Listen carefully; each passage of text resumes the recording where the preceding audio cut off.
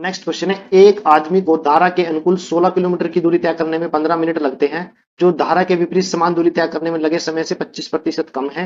वह आदमी शांत पानी में 1 घंटे में कितने किलोमीटर नाव चला सकता है? देखिए, धारा की दिशा में यानी डाउन स्ट्रीम में वो क्या करता है, 16 किलोमीटर की दूरी 15 मिनट में तय करता है। अगर 15 मिनट को मैं 4 से गुना करूं तो 1 घंटा हो जाएगा, तो किलोमीटर को भी 4 से गुना करना पड़ेगा। तो यानी डाउन स्ट्रीम, डीएस लिखिए यहाँ पे, डाउन स्ट्रीम की जो स्पीड है वो कितनी आ गई, 64 किलोमीटर पर आवर।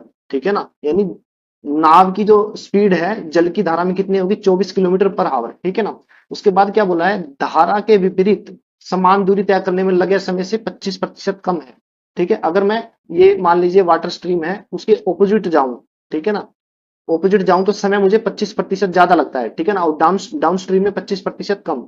तो 25% का मतलब क्या है, 25% का क्या है, क्या मतलब होता है, 1/4।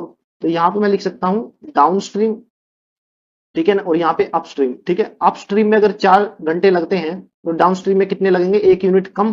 ठीक है, 1 यूनिट कम यानी 3 आवर। तो ये क्या आ गया हमारा टाइम। ठीक है, और स्पीड और टाइम का रेशियो क्या होता है, उल्टा होता है। तो स्पीड का रेशियो क्या आ जाएगा डाउन स्ट्रीम में और अप स्ट्रीम में, 4:3। ठीक है, बट जो डाउन स्ट्रीम में जो स्पीड है वो हमें दी हुई है 64, यानी 4 यूनिट की जो जो वैल्यू आ गई 64, तो 1 यूनिट की वैल्यू कितनी आएगी 16, और 3 की क्या आ जाएगी 48। ठीक है, 48 किलोमीटर पर आवर। हमसे पूछा क्या है, वह आदमी शांत पानी में 1 घंटे में कितने किलोमीटर नाव चला सकता है। तो उसके लिए देखिए हमें नाव की स्पीड पूछी है शांत जल में, तो वो क्या होती है, डीएस प्लस यूएस। ठीक है, डिनोमिनेटर में 2। ठीक है ना, तो आप वैल्यू रख दीजिए 64 + 48।